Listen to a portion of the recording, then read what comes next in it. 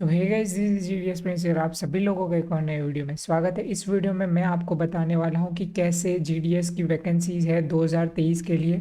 तो उसके लिए आपको कैसे अप्लाई करना है, ए टू जेड आपको मैं प्रोसेस पूरा का पूरा यहाँ पे दिखाऊंगा कि आपको कैसे जो है वो पूरा का पूरा फॉर्म जो है वो ऑनलाइन एप्लीकेशन पे डालना है और पूरा का पूरा कोई भी गलती करे बिना सबमिट करना है। तो चलो स्टार्ट करते हैं। तो सबसे पहले आपको जो भी मोबाइल है या पीसी है जो इसमें भी आप भरने वाले हो उसमें आप ओपन कर सकते हो, कोई भी दिक्कत रहने वाली है नहीं।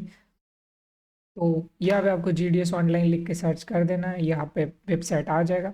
यहाँ पे आपको रजिस्ट्रेशन पे क्लिक कर देना है। रजिस्ट्रेशन पे जैसे ही क्लिक करोगे तो यहाँ पे इंफॉर्मेशन मांगेगा, तो यहाँ पे आपको जो है वो नीचे वाली इंफॉर्मेशन पूरी की पूरी भरनी है। उसके बाद आप रजिस्टर कर ले, चालू हो जाएगा। तो यहाँ पे आपको सबसे पहले मोबाइल नंबर डाल देना, उसके बाद यहाँ पे वैलिडेट का ऑप्शन आएगा, तो यहाँ पे वैलिडेट करना है। उसके बाद यहाँ पे ईमेल आईडी डालना है, उसके बाद वैलिडेट करना है। तो वैलिडेट जैसे ही करोगे तो यहाँ पे ओटीपी का ऑप्शन आ जाएगा साइड पे, तो यहाँ पे आपको मोबाइल नंबर से जो ओटीपी आएगा वो यहाँ पे डालना है। उसके बाद ईमेल जो आपने डाला होगा तो वो आपको यहाँ पे डालना है, और मोबाइल नंबर और ईमेल आईडी आप खुद का ही डालिएगा, किसी और का ना डालिएगा। और जो भी आपका एक्टिव होगा वही डालिएगा, क्योंकि इसी पे आपको जो है वो ऑनलाइन जब वेरिफिकेशन मतलब कि आप सिलेक्ट हो जाओगे किसी सीट के लिए तो आपको बुलाया जाएगा, तभी ये मोबाइल नंबर और ईमेल आईडी आपके काम आएगा। उसके बाद जो है वो आपको एप्लीकेंट्स नेम, तो एप्लीकेंट्स नेम एज अ पर सेकेंडरी स्कूल पास सर्टिफिकेट, तो आपको 10th का जो मार्कशीट है वो आपको फॉर्म फिलअप करते वक्त लेके बैठना है। उसी में से ही आप जिस जैसा आपका उसमें नाम डला हुआ है वैसे ही आपको यहाँ पे टाइप करना है। तो जैसे कि मैंने टाइप कर दिया है यहाँ पे। उसके बाद फादर्स नेम जैसे ही आपके 10th की मार्कशीट पे डला हुआ है वैसे ही आपको यहाँ पे टाइप कर देना है। उसके बाद डेट ऑफ बर्थ सिलेक्ट कर देना है यहाँ पे। उसके बाद जेंडर मेल फीमेल, कम्युनिटी मैं ओबीसी के लिए अप्लाई करता हूँ। आप अगर यू आर एससी एसटी या ईडब्ल्यूएस के लिए अप्लाई कर सकते हो तो यहाँ पे आप अपने हिसाब से सिलेक्ट कर सकते हो। उसके बाद डिवीजन मतलब कि सर्कल आपने कहाँ पे पास किया है अपना 10th, तो वो आपको यहाँ पे सर्कल सेलेक्ट कर लेना है। मैं यहाँ पे गुजरात से फॉर्म फिलअप कर लिए एप्लीकेटेड अप्लाई दे रहा हूँ, तो यहाँ पे गुजरात सेलेक्ट कर लूँगा। उसके बाद आपके 10th पे मार्कशीट पे बॉटम टॉप लेफ्ट पे लिखा होगा ईयर ऑफ पासिंग, तो वहाँ से आपको देख के यहाँ पे सिलेक्ट कर लेना है आपने कौन से साल पे 10th पास किया था। तो वो यहाँ से वहाँ से आपको मिल जाएगा, यहाँ पे सिलेक्ट कर लेना है। उसके बाद यहाँ पे आपको जो कैप्चा कोड है वही आपके अपलोड डाल देना है। उसके बाद सबमिट कर देना है। और कैप्चा कोड पे जो है वो कैपिटल पे ही आएगा मोस्टली, तो आपको उस हिसाब से कैपिटल पे ही डालना है, स्मॉल पे नहीं डालना है। उसके बाद सबमिट पे क्लिक कर रहे हैं। जैसे सबमिट पे क्लिक करोगे ऐसा कुछ आएगा, first stage of registration complete, तो आपको कर देना है। उसके बाद जो है वो नीचे वाला ये वाला जो है वो पेज अनलॉक हो जाएगा आपका नीचे फिलअप करने के लिए। तो उसके बाद क्या करना है, आपको आधार नंबर आपका यहाँ पे डाल देना है। उसके बाद पर्सनल डिसेबिलिटी, अगर आपको डिसेबिलिटी है तो यस सिलेक्ट कर सकते हो, नहीं है तो नो सिलेक्ट कर सकता हूँ। मेरे केस में नहीं है तो नो सिलेक्ट कर ली। यस है तो यहाँ पे आपको टाइप डालना पड़ेगा, और उसकी कैटेगरीज आती है ए बी सी डी या समथिंग टाइप की, तो वो यहाँ पे आपको सिलेक्ट करनी है, वो जो कि आप डिसेबल हो तो आपको पता ही होगा। उसके बाद लैंग्वेज, लैंग्वेज आपने सेकेंडरी स्कूल में कौन सी पढ़ी है वो उस हिसाब से आपको यहाँ पे सिलेक्ट करना है। तो जैसे यहाँ पे सिलेक्ट करोगे तो नीचे पूरा लिस्ट आ जाएगा, तो आपका जो सेकेंडरी स्कूल में जो लैंग्वेज यहाँ पे जहाँ पे जो दिख रही होगी तो वो उस हिसाब से आपको मैच करके सिलेक्ट कर लेने हैं। मेरे हिसाब से लाइक लोकल लैंग्वेज ही होगी, तो यहाँ पे इंग्लिश है 10th में आता है और गुजराती आता है, तो यहाँ पे सिलेक्ट कर लिया। इन हिंदी ये इनके सब्जेक्ट में नहीं था तो मैंने नहीं सिलेक्ट कर लिया, वरना बेसिक 3 लैंग्वेज आती है। तो यहाँ पे मैंने इंग्लिश और गुजराती सिलेक्ट कर लिया। वेदर एम्प्लॉय, अगर आप कोई जॉब कर रहे हो और तो यस सिलेक्ट कर सकते हो, नहीं कर रहे हो तो नो सिलेक्ट कर सकते हो। यस कर रहे हो तो आपको एनओसी चाहिए रहेगा, तो यहाँ पे एनओसी है तो यस कर सकते हो, और नहीं है तो नो कर सकते हो। तो यहाँ पे मेरे केस में नहीं है तो नो कर दिया। उसके बाद यहाँ पे अपलोड फोटो, तो यहाँ पे देखो size up to 50 KB, 50 KB के अंदर का ही फोटो रहना चाहिए। और जो है वो सिग्नेचर का जो है वो 20 KB के अंदर का साइज़ रहना चाहिए। तो ये आपको साइज़ जो है वो आपको डिक्रीज करना पड़ेगा। अगर आपका फ़ोटो पे कोई एरर आ रहा है तो आप ऑनलाइन जो है यूट्यूब पे देख सकते हो कि कैसे उसका साइज़ है वो कम किया जा सकता है, और कैसे कम कर सकते हो आपका पासपोर्ट और सिग्नेचर का साइज़ का फ़ोटो का साइज़ का कैसे कम कर सकते हो। वो है आप वहाँ से आपको मिल जाएगा, और मैं भी ट्राई कर रहा हूँ, वीडियो बन सकता है तो मैं भी बना दूंगा। तो यहाँ पे आपको चूज़ फाइल मतलब कि आपको जहाँ पे फ़ोटो रखा है वो वहाँ पे आपको चूज़ फाइल करके सिलेक्ट करके अपलोड कर लेना है। उसके बाद आपका सिग्नेचर करना है, उसके बाद आपको सबमिट पे क्लिक कर देना है। उसके बाद आपको जो है इस हिसाब से रजिस्ट्रेशन डिटेल्स दिखाएगा, तो ये अकबर अब एक बार आपको ध्यान से ही चेक कर लेना है कि कोई भी आपने गलती से गलत नहीं डाला है ना, क्योंकि इसके बाद जो है वो आप एडिट रजिस्ट्रेशन डिटेल्स एडिट नहीं कर सकते। तो ये पूरा आपको ध्यान से देख लेना, और सही है तो इसके बाद यहाँ पे आपको चेक मार्क करके सबमिट कर देना है, और अगर गलत है तो कैंसिल करके वापस जाके आप चेंज करके फिर वापस से सबमिट कर देते हो। जैसे ही सबमिट करोगे इस हिसाब से कुछ आपको जो है वो रजिस्ट्रेशन नंबर आ जाएगा, तो ये नंबर आपको नोट डाउन कर देना।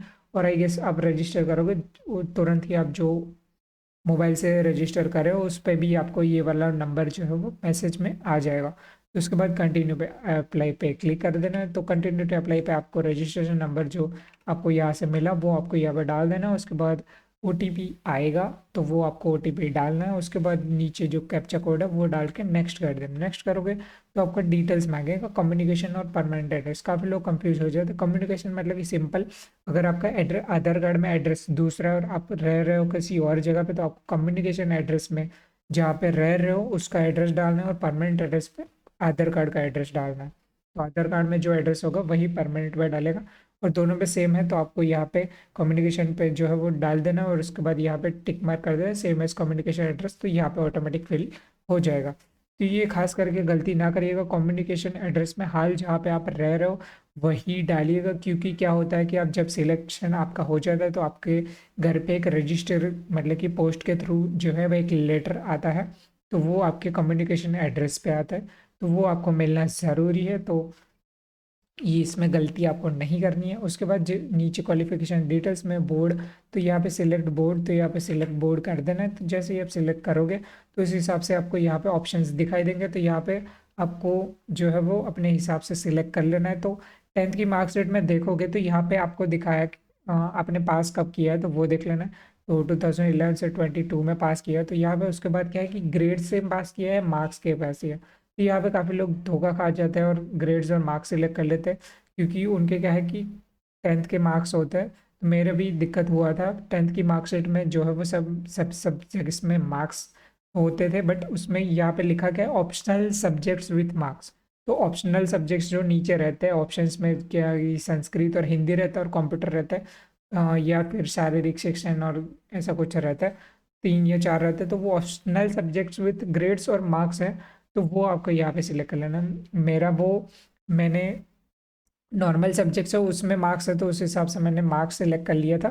तो ये गलती आपको नहीं करनी है। अगर आपको कोई भी प्रॉब्लम है तो मेरा टेलीग्राम लिंक का जो चैनल का लिंक है वो डिस्क्रिप्शन में डाल दूंगा, वहाँ पे ज्वाइन करके आप मेरे को पर्सनली पूछ सकते हो। मैं उसमें आपको रिप्लाई कर दूंगा कि आपको यहाँ पे कौन सा बोर्ड सेलेक्ट करना है।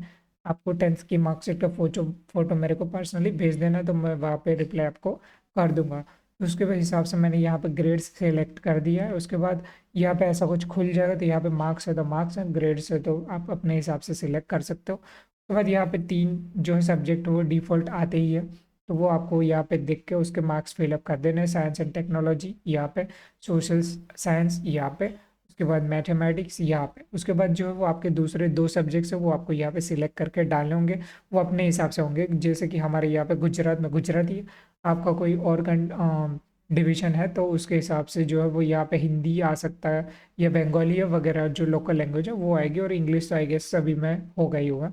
उसके बाद यहाँ पे ऑप्शनल सब्जेक्ट ही है संस्कृत है, तो यहाँ पे आप जैसे ही सिलेक्ट करोगे तो आपका ऑप्शनल सब्जेक्ट संस्कृत या हिंदी या जो भी रहेगा वो ये आपको दिखा देगा। तो यहाँ पे से उसका सिलेक्ट करना है। उसके बाद मेरा जो है वो ऑप्शनल सब्जेक्ट पे ग्रेड है, तो यहाँ पे मेरे को कौन सा ग्रेड मिला है वो यहाँ पे आपको सिलेक्ट कर लेना है। तो मैंने यहाँ पे C1 सिलेक्ट कर लिया। उसके बाद CGPA स्कोर, CGPA स्कोर में काफ़ी लोगों को दिक्कत आती है। CGPA स्कोर अगर आपके मार्कशीट के नीचे पूरा क्लियरली लिखा है तो ही आपको लिखना है, वरना यहाँ पे लिखा है कि if CGPA is not allotted by your board you may leave this field as blank, मतलब कि ये एम्प्टी छोड़ देना है, इसमें कुछ भी नहीं लिखना है। तो मेरे वाले में कुछ भी नहीं है, CGPA स्कोर नहीं डाला हुआ था तो मैंने छोड़ के 7 कंटिन्यू कर दिया। जैसे कंटिन्यू करोगे आपको यहाँ पे कौन से डिवीजन के लिए अप्लाई करना चाहते हो तो वो आपको सिलेक्ट कर लेना है। तो वो आपको डिसाइड कर लेना है कि आप कौन से डिवीजन के लिए अप्लाई कर रहे हो।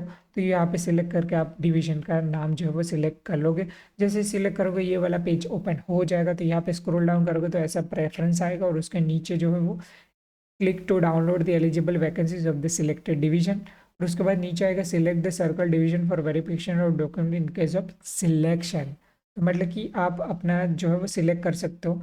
आप किसी और जब जहाँ पर रह रहे हो उसके अलावा किसी और डिवीज़न के लिए अप्लाई कर रहे हो, बट आप चाहते हो कि आपका जो डॉक्यूमेंट है, 10th का मार्कशीट, आधार कार्ड वगैरह जो है वो वेरीफाई होने के लिए आपको बुलाते हैं, तो वो आप जो है वो वाले डिवीज़न पे नहीं जाना चाहते हो क्योंकि आपको दूर पड़ता है और आप अपने ही डिवीज़न पे करना चाहते हो, तो वो यहाँ पे आप सिलेक्ट कर सकते हो। जैसे कि मैंने सिलेक्ट कर लिया, मैं अप्लाई कर रहा हूँ किसी और डिवीज़न के लिए, बट मैंने जो है वो मेरा नेटिव डिवीज़न है उधर मेरे को डॉक्यूमेंट वेरीफाई करने जाना है, तो मैं यहाँ पे नेटिव अपना गुजरात और उसके बाद गांधीनगर डिवीज़न सिलेक्ट कर लिया। उसके बाद आते हैं प्रेफरेंस पे। प्रेफरेंस पे जैसे कि मैंने ओबीसी सिलेक्ट किया है, तो ओबीसी वाले जो है वो अप्लाई कर सकते हैं ओबीसी और यूआर की सीट्स के लिए। तो यहाँ पे मेरे को जो भी अवेलेबल सीट्स हैं वो यहाँ पे मेरे को पूरा पूरा लिस्ट दिखा दिया है। तो मैंने जो डिवीज़न सिलेक्ट लिया उसमें तकरीबन 130 to 36 सीट्स आई गेस आई है सेलेक्ट करने के लिए।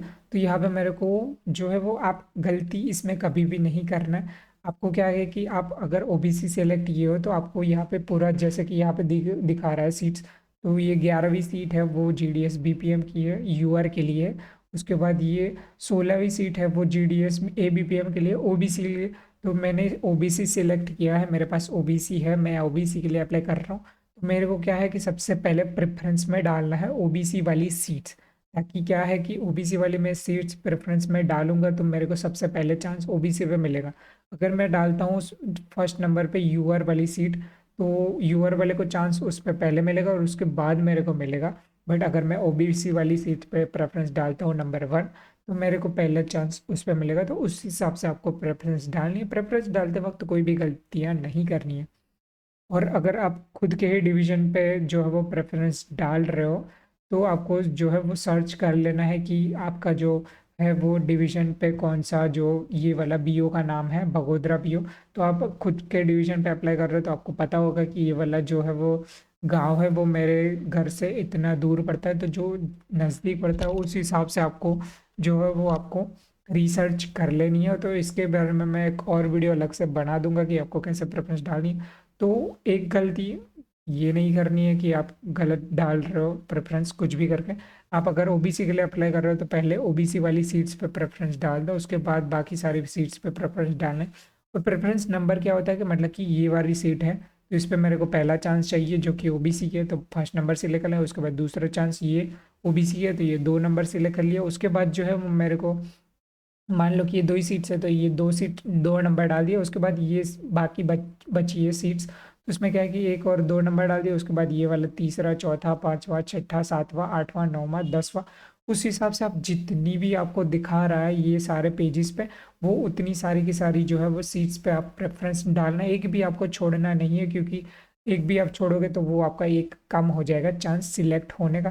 तो आपको सारी की सारी जो है वो प्रेफरेंस पोस्ट दिखाई देंगी, तो वो सारी की सारी के लिए अप्लाई करना ही है। अगर आप नहीं करना चाहते हो तो वो आपके ऊपर डिपेंड करता है कि कौन सी पोस्ट के लिए आप जो है वो गांव के बीओ के लिए अप्लाई करना चाहते हो या नहीं करना चाहते हो, वो आपके ऊपर रहता है। बट अगर करना है तो आपको सारी की सारी सीट्स के लिए अप्लाई कर सकते हो। और यहाँ पे क्लिक करोगे तो आपको लिस्ट भी मिल जाएगा और वेबसाइट भी है, यहाँ पे भी आप जाके जो है वो यहाँ पे जाओगे तो यहाँ पे आपको मिल जाएगा। जैसे कि मैं यहाँ पे आपको वापस से ओपन करके दिखा देता हूँ, जीडीएस ऑनलाइन, तो बाद ये वाला ओपन कर लिया तो यहाँ पे आपको सर्कल दिखाएगा। तो मैं गुजरात डिवीज़न पे अप्लाई करता हूँ। उसके बाद यहाँ पे डिविजन्स दिखाएंगे, तो यहाँ पे मैं कौन से डिवीजन की सीट्स देखना चाहता हूँ, जैसे कि मैं खेड़ा के देखना चाहता हूँ तो व्यू पोस्ट करूँगा, तो यहाँ पे मेरे को सारा का सारा जो है वो खेड़ा डिवीजन पे कौन सी सीट्स है वो दिखाई देगा। तो यहाँ पे यूआर के लिए ईडब्ल्यूएस के लिए ईएससी है। उसके बाद यहाँ पे पिन कोड है, तो पिन कोड के हिसाब से भी मैं गूगल मैप पे सर्च कर सकता हूँ कि मेरे घर से ये जो वाली पोस्ट है वो इतनी नज़दीक पड़ रही है और ये वो ओबीसी वाली है, तो मैं इसको पहले प्रेफरेंस पे डालूंगा। तो उस हिसाब से आप नोट्स भी बना के जो है वो आप सिलेक्शन कर सकते हो, वो तो आपको अपने हिसाब से कर लेना। उसके बाद आपको क्या करना है, नीचे आ जाना, तो यहाँ पे आई डिक्लेयर हियर बी, सब प्रेफरेंस डालने के बाद आई हियर बी डिक्लेयर पे क्लिक कर देना। उसके बाद सेव एंड प्रोसीड करना है। प्रोसीड करोगे तो ये आ जाएगा कि डेटा सबमिटेड सक्सेसफुली सबमिट हो गया। उसके बाद फी पेमेंट करने के लिए प्रोसीड करोगे, तो यहाँ पे ओके करोगे तो आपको ये वाला पेज हो खुल जाएगा। तो जिस हिसाब से आपको पेमेंट करना है उस हिसाब से आप पे कर सकते हो। उसके बाद जैसे ही पे करोगे तो ये वाला जो है वो आपका एप्लीकेशन ऐसा ओपन हो जाएगा। तो ये यहाँ पे आपका पूरा का पूरा जो है वो फाइनल एप्लीकेशन जो है वो कैंडिडेट एप्लीकेशन फॉर्म आ जाएगा। तो यहाँ पे आपका पूरा का पूरा डिटेल्स आपको मिल जाएगा। तो यहाँ पे आप उसके बाद क्या है कि नीचे आओगे तो जितनी प्रेफरेंस आपने डाली होगी, जैसे कि इस भाई के मैंने फिलअप करते वक्त मैंने इतनी 16 प्रेफरेंस डाली है, तो यहाँ पे देख सकते हो 16 प्रेफरेंस यहाँ पे पूरी की पूरी दिखा दी गई है। तो मैंने प्रेफरेंस के हिसाब से देखो यहाँ पे फर्स्ट नंबर से 16 नंबर, तो मैंने क्या किया है यूआर के लिए अप्लाई किया था इस भाई के लिए। तो मैंने पूरा का पूरा जो है वो यूआर में नज़दीक, उसके बाद और नज़दीक, उसके बाद जो दूर पड़ता है उस हिसाब से मैंने जो है वो नज़दीक से दूर के हिसाब से प्रेफरेंस डाल के जगह सेलेक्ट कर लिया। उसके बाद यहाँ पे आपको प्रिंट का ऑप्शन मिलेगा। तो जैसे प्रिंट पर क्लिक करोगे तो आपको क्या करना है, अगर आपका प्रिंटर नहीं है तो कोई दिक्कत है नहीं, आप प्रिंट यहाँ पे सिलेक्ट करके सेव एज पीडीएफ का ऑप्शन आपको पीसी पे मिल जाएगा। जैसे ही सेव करोगे तो आपको जहाँ पे भी सेव करना है ये वाला पीडीएफ है वो सेव कर सकते हो। अगर नहीं भी कर रहे हो, कोई भी दिक्कत आ जाती है तो आप कोई भी टेंशन नहीं है, आप कभी भी जो है वो ये वाली वेबसाइट पे जाके एप्लीकेशन स्टेटस पे जाके यहाँ पे आपका रजिस्ट्रेशन नंबर है वो यहाँ पे डाल के सबमिट करके ओटीपी जो है वो आपका आएगा, और उसके बाद ओपीटीपी सबमिट करके ये वाला जो फॉर्म है वो फाइनल कभी भी आप जो है वो डाउनलोड इसको कर सकते हो। इसकी कोई भी दिक्कत नहीं आने वाली है। तो यही था आज का वीडियो कि कैसे अप्लाई करना है। तो thank you so much for watching. अगर वीडियो अच्छा लगा हो तो लाइक कर दो, कोई भी क्वेरी हो तो कमेंट कर दो, और टेलीग्राम पे लिंक पे भी ज्वाइन करके वहाँ पे भी आप पूछ सकते हो। वहाँ पे मैं जल्दी से रिप्लाई करूँगा। कमेंट्स पे थोड़ा ज़्यादा ध्यान रहता है, बट हाँ टेलीग्राम पे मैं सबसे जल्दी से रिप्लाई कर दूंगा। तो thank you so much for watching. Video अच्छा लगा तो लाइक शेयर एंड सब्सक्राइब कर लो। मिलते हैं ऐसी कोई और वीडियो पे, तब तक गुड बाय।